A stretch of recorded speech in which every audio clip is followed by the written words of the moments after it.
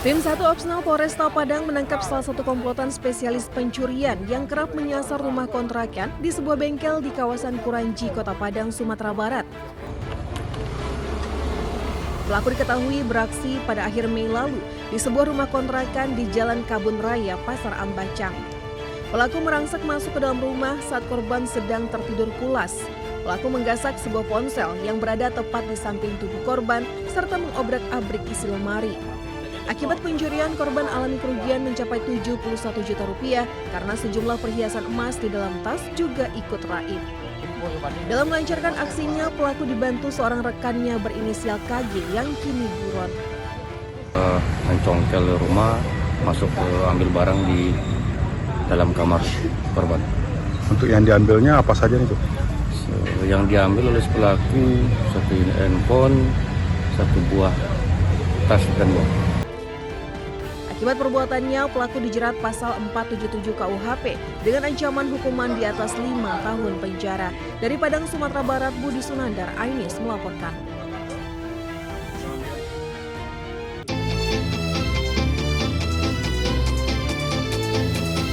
Seorang remaja putri berinisial LR, usia 16 tahun, mengaku menjadi korban penculikan dan penyekapan di Kota Makassar, Sulawesi Selatan. Namun saat diperiksa petugas di sebuah kamar wisma di Kecamatan Panakukang, kebenaran itu akhirnya terungkap. LR ternyata tidak pernah menjadi korban penculikan dan sengaja mengarang cerita. Ia mengaku sering dimarahi oleh keluarganya dan ingin berkumpul dengan saudara kandungnya yang berpisah sejak kedua orang tuanya meninggal dunia. Namun saat meninggalkan rumah tantenya, ia meninggalkan pesan suara sambil menangis berpura-pura diculik dan meminta uang tebusan 5 juta rupiah. Uang itu rencananya akan digunakan untuk melarikan diri. Dia itu sering dimarahi di rumah. Pengakuannya Bahwa dia sering dimarah-marahi dan dia kepingin bersama dengan saudara kandungnya karena dia dipisahkan setelah kedua orang tuanya meninggal dunia. Usai menjalani pemeriksaan, LR kemudian diserahkan ke Direktorat PPA dan PPO Polda Sulawesi Selatan guna mendapatkan penanganan lebih lanjut.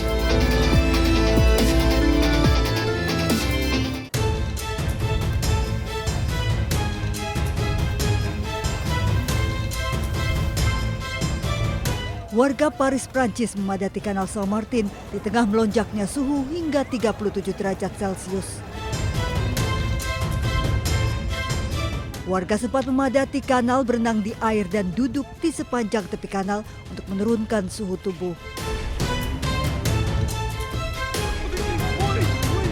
Kericuhan terjadi di berbagai toko di Prancis.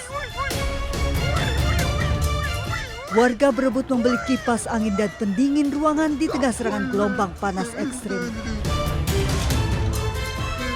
Lebih dari separuh wilayah Prancis berstatus siaga dengan suhu melampaui 40 derajat Celcius.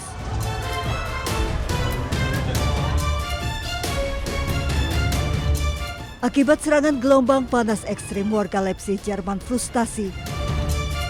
Suhu ekstrim pecahkan rekor hingga 41 derajat Celcius. Bahkan suhu panas membuat lapisan jalur tram meleleh.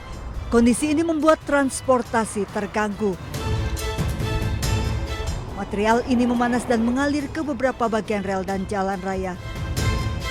Gangguan ini memaksa layanan tram di berbagai kota dihentikan.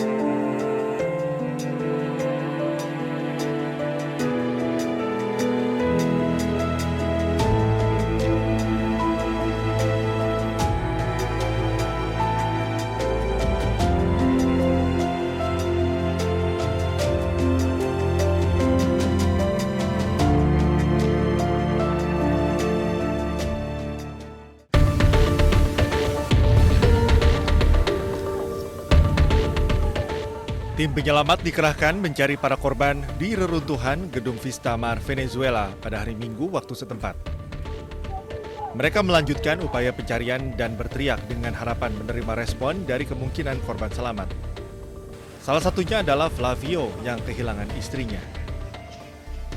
Sí, esperemos con el favor de Dios logremos encontrar a mi esposa y a mi mascota, que tenemos 4 días que no sabemos de ella y bueno, jamás perdemos las esperanzas. Bueno, en este momento un poco complicado, porque aunque hace media hora, 40 minutos se escuchó la respuesta de una señora, el acceso hacia la rampa, que sería el estacionamiento, está obstruido. Pero también comentan residentes, ¿verdad?, que conocen el edificio, que no solamente tiene un sótano, sino que tiene un segundo sótano. Entonces las posibilidades de que exista alguien en el segundo sótano es muy alta, porque somos una zona muy protegida ante estos derrumbes. Pero también es complicado que nos escuchen desde acá arriba. Entonces se está manejando con la esperanza de que en el segundo sótano. Menurut data resmi, gempa bumi telah menyebabkan 1.450 orang tewas dan lebih dari 3.000 orang terluka. Platform Missing Earthquake Venezuela telah menerima laporan lebih dari 64.000 orang hilang setelah gempa bumi. Namun, 49.000 diantaranya belum ditemukan.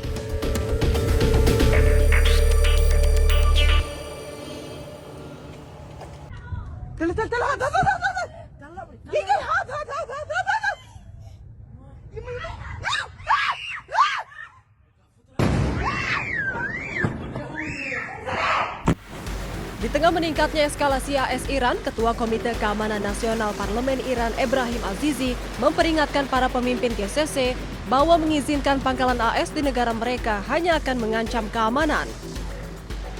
GCC merupakan Dewan Kerjasama Teluk beranggotakan Arab Saudi, Uni Emirat Arab, Kuwait, Qatar, Bahrain, dan Oman. Melalui akun resmi media sosialnya, Ebrahim Azizi mengatakan pangkalan militer AS di negara Teluk telah berubah menjadi sumber ancaman alih-alih memberikan keamanan. Ia juga menyebut kekuatan rudal dan drone Iran serta pengelolaan Selat Hormuz merupakan batasan mutlak yang tak boleh dilanggar.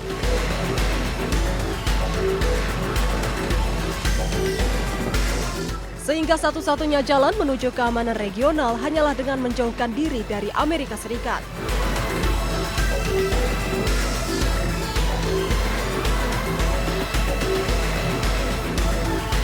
Sementara itu, penasihat pemimpin revolusi Islam dalam urusan internasional Ali Akbar Velayati juga ikut mengecam Amerika Serikat. Ia menegaskan bahwa stabilitas negara-negara Arab di sekitar Teluk Persia saat ini adalah karena pengelolaan Iran atas jalur Selat Hormuz. Ia juga menyebut Amerika Serikat hanya membawa penjarahan dan kekerasan ke kawasan Timur Tengah.